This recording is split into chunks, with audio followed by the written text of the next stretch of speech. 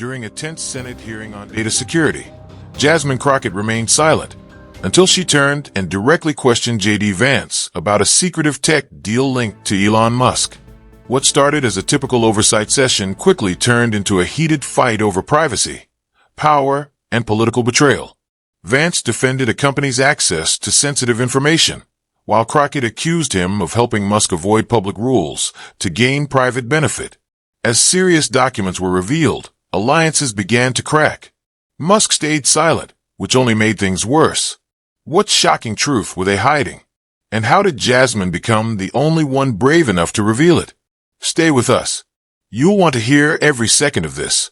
The Senate room was quiet but full of tension. Lights were bright, and politics were sharper than ever. JD Vance sat in the center as chairman, trying to appear calm and fair. "Today isn't about blame," he said smoothly. "It's about protecting America's future." But even while talking, he avoided saying much about one company, AstroCloud, a part of Elon Musk's tech empire, which had just received a huge government deal. JD mentioned the name quickly, called it a key partner, then moved the focus to foreign cyber threats. He was careful, too careful, not to stay on the topic that could cause him problems. Across the room sat Jasmine Crockett, there to represent a different view from the House. She didn't speak, not yet. She simply wrote on her notepad, watching every move JD made. She noticed how he dodged questions, how he looked at staff when AstroCloud came up, how he called real concerns early speculation. But her silence wasn't weakness. It was a plan. Every moment she stayed quiet, the tension grew stronger, and JD felt it.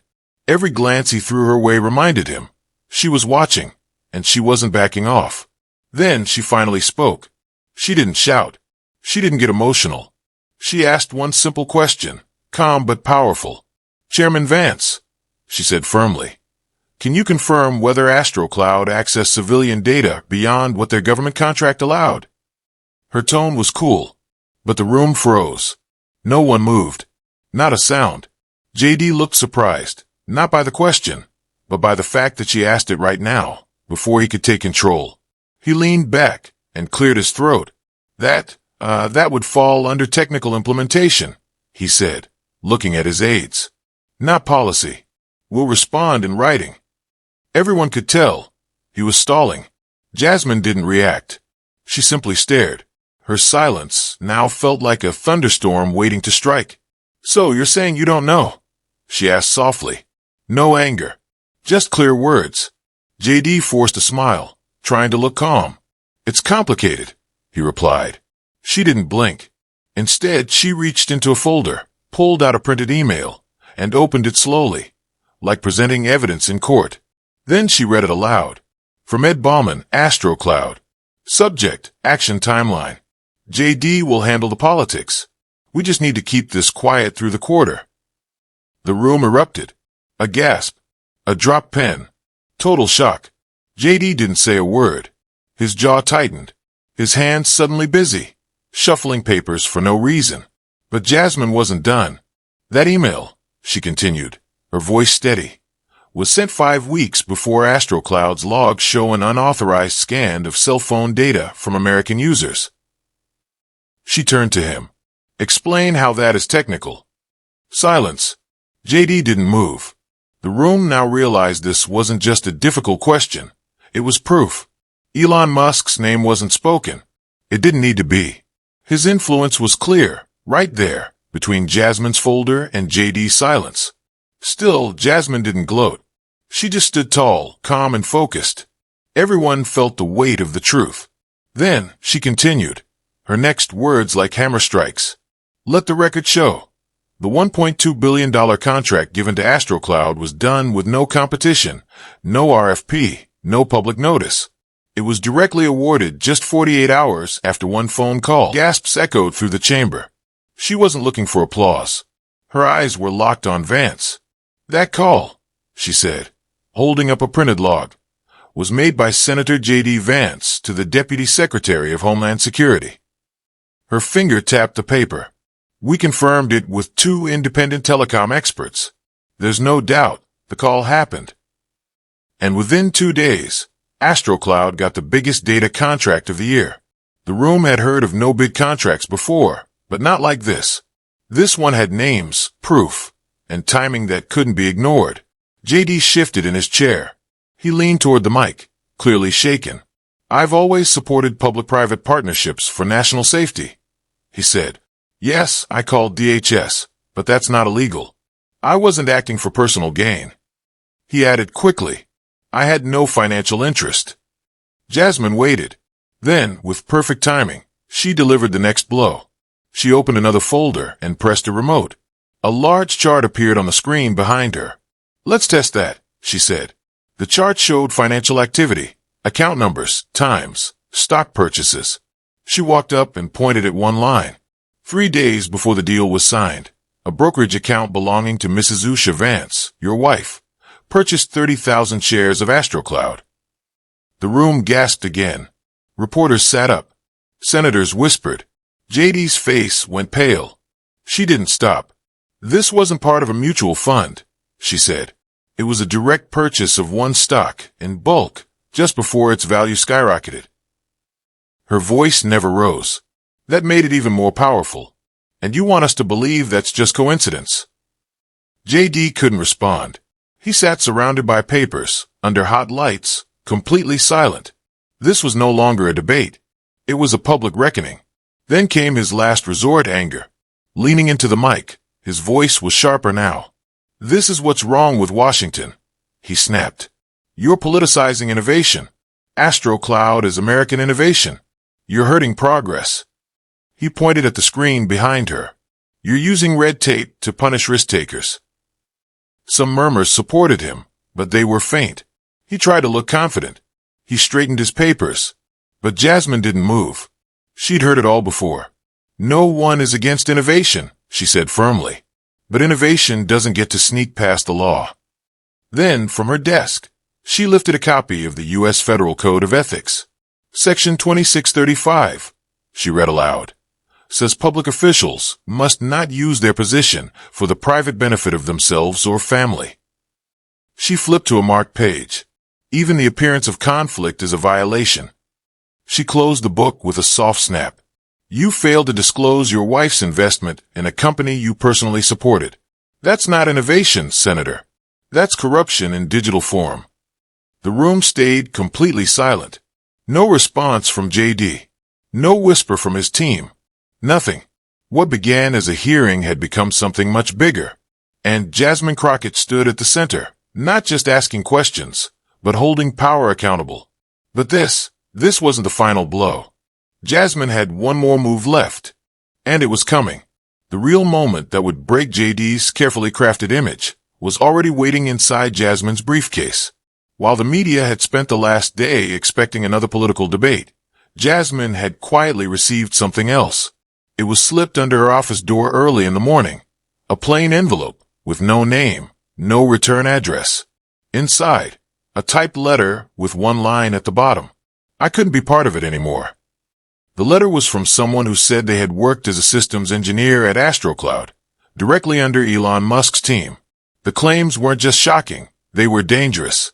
The letter said JD Vance had secretly visited Musk's private estate in Boca Chica, Texas, called Starbase. This visit wasn't for a tour or official duty. It was a secret meeting. The goal? To sign a private deal, agreeing to help fast-track AstroCloud's military and civilian data systems into federal use, without telling Congress. No ethics review.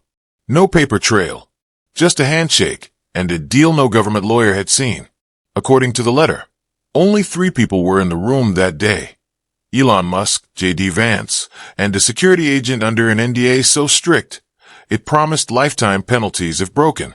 Jasmine didn't hold a press conference. She didn't go on TV. She quietly sent the letter to 2 trusted experts, one in a satellite company, the other in cybersecurity. What she got back was solid proof, images and digital signals. Now, with the tension already high from recent accusations, she stood calmly, no panic in her voice. She simply asked, "Senator Vance, have you ever visited Mr. Elon Musk's Starbase facility in Texas?" Her tone was soft, almost like asking for a coffee order. JD didn't pause.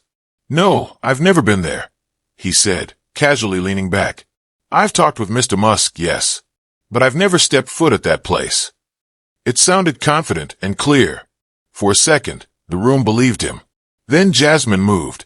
She picked up a small remote and clicked it. The screen behind her came to life. A high-resolution satellite image of Starbase, dated March 14th, at 3:42 p.m. A black SUV was parked at a side entrance. A red circle marked it. Below, an Ohio license plate. Jasmine didn't even look at the screen. She stared straight at JD. Another click.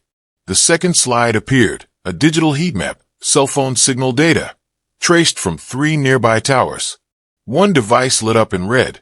It was JD Vance's secure government phone. The phone had stayed active for over 7 hours. Inside Starbase, less than 200 feet from Elon Musk's private command center. Now the room went silent. Dead silent. No one typed.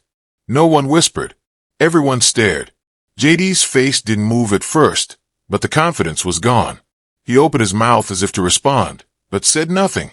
Jasmine spoke again, calm and clear. According to this data, your car and your phone were both at Starbase on March 14th. You arrived at 3:42 p.m. You left just after 10:30 p.m.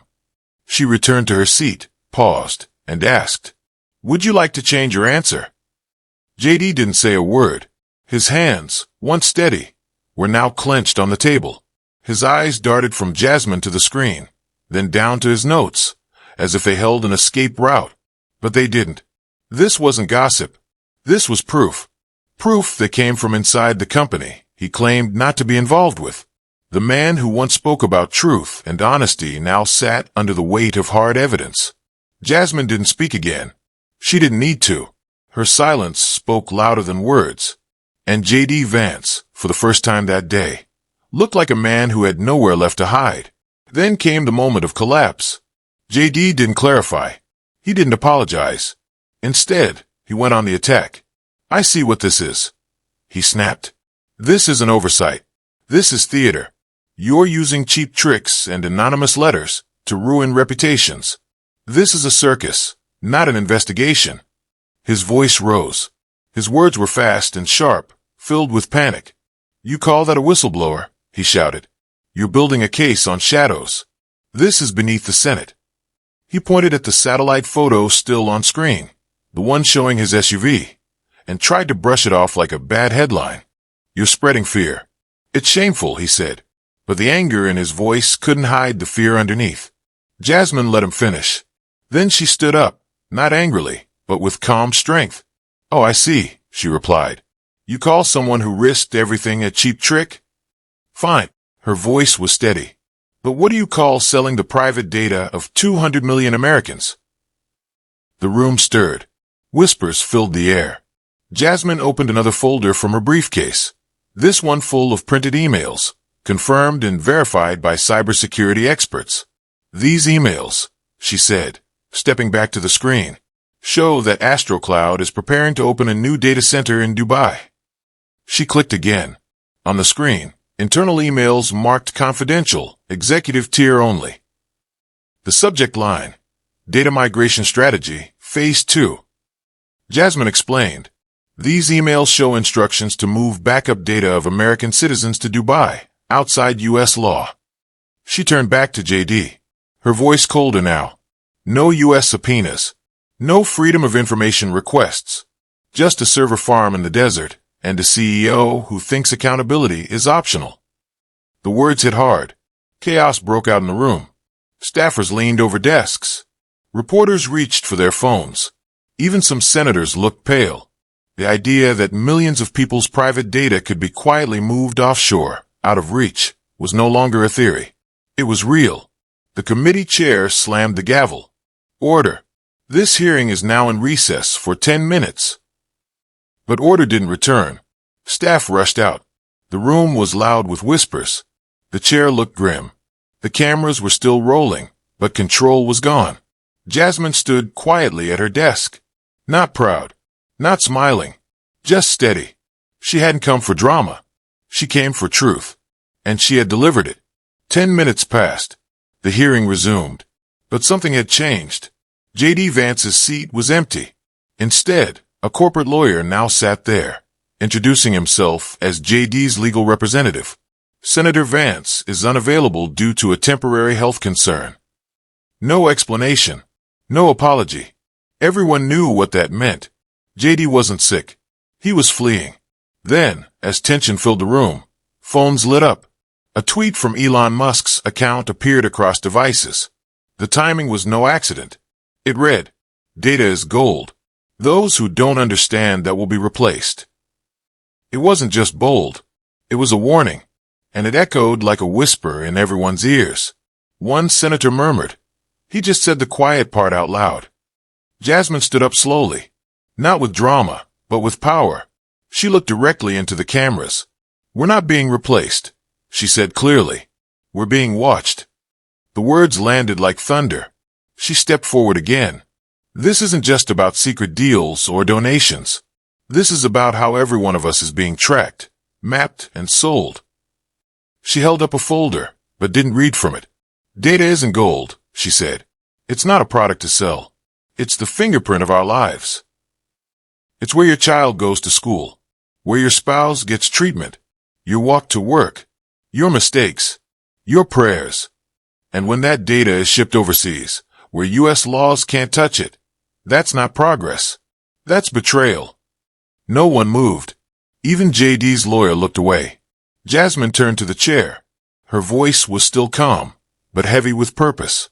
"I request a full congressional investigation. Public hearings. No secrets.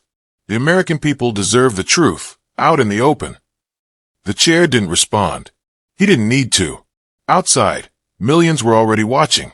Newsrooms cut regular shows. Headlines poured in. The Washington Post confirmed JD Vance met Elon Musk at Starbase in secret. ProPublica connected private messages from JD to the rushed AstroCloud deal. Reuters verified the Dubai data plan using shipping records and internal files. Jasmine's claims weren't claims anymore. They were facts. Verified. Solid. Undeniable.